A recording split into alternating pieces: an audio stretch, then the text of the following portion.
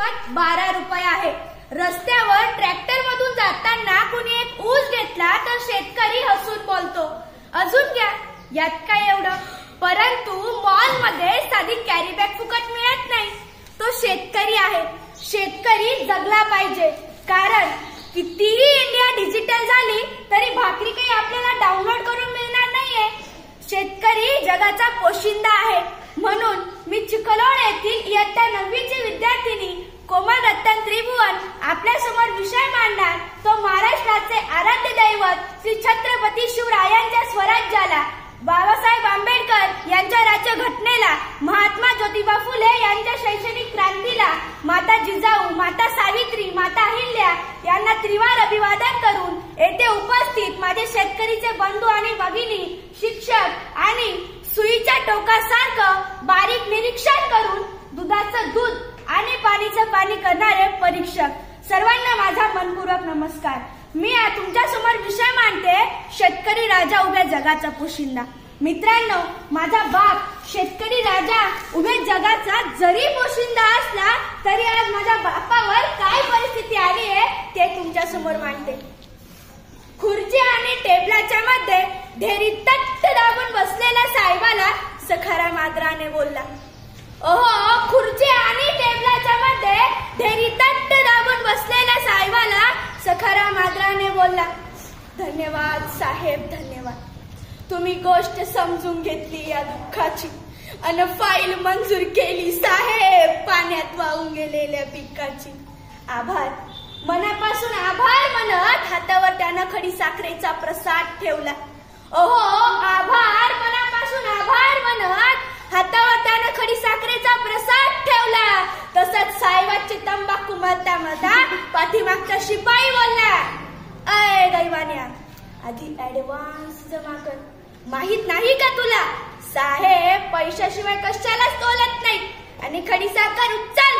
सरांचा डाएट चालू, त्यात गोड खाल्लेलं चालत नाही. 4 दाणे खडी साखरनं चालणाऱ्या डाईट मध्ये टेबला खालच्या नोटा खाणं बसल का आणि फुल्ल झालेल्या डेअरी मध्ये अजून खायची ताकद असल का, हा मनातला प्रश्न सखारामना मनातल्या मनात घेऊला. फाईल मंजुरीत खिशातून 5,000 गेले. फाईल बँकेत जमा झाली की तुम्हाला नोटा देतो. लागेल तर या वर्षी शेतात हरभरा पेरेल पण कांदा पेरणार नाही. लागेल तर या वर्षी शेतात हरभरा पेरेल पण कांदा पेरणार नाही. पण मायेची शपथ घेऊन सांगतो साहेब, ठरलेला हप्ता ठेवणार नाही. ठरलेला हप्ता ठेवणार नाही.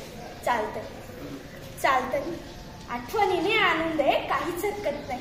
महोदय म्हणे चालतंय, आठवणीने आणून दे, काहीच हरकत नाही. अरे तुला तर माहितीये आपल्या सहीशिवाय फाईल पुढे सरकत नाही. तुला तर माहितीये आपल्या सहीशिवाय फाईल पुढे सरकत नाही.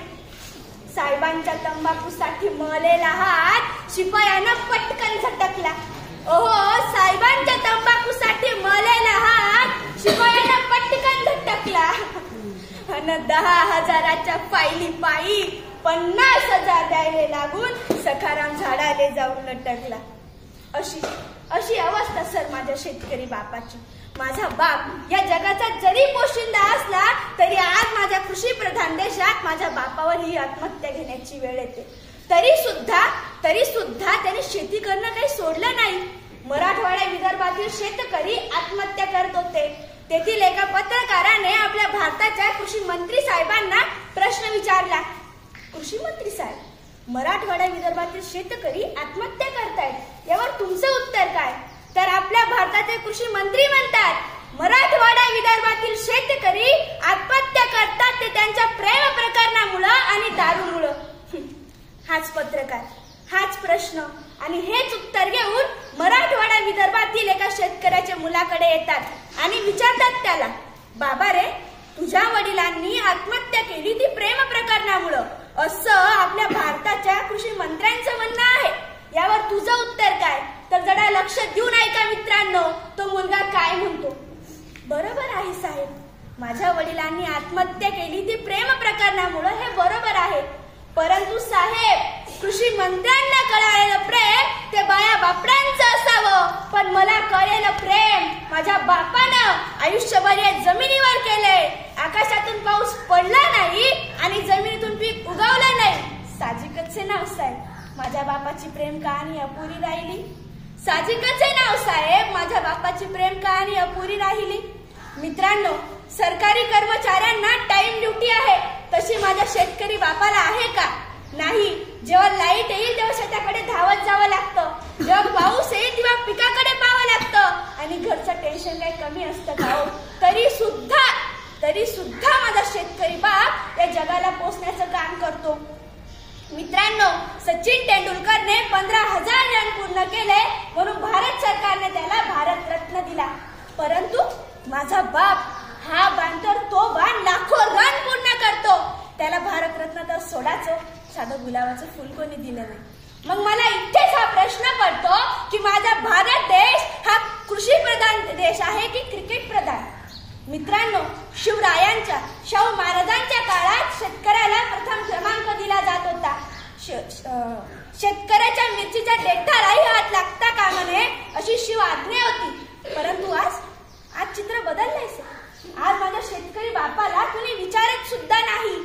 सर, कांदा लागणीपासून, कांदा निघणीपासून, कांदा खांडून, ट्रॅक्टर भरून, मार्केटला जाऊन भाव व वजन कळेपर्यंत माझ्या बापाच्या मनात एक भीती असते.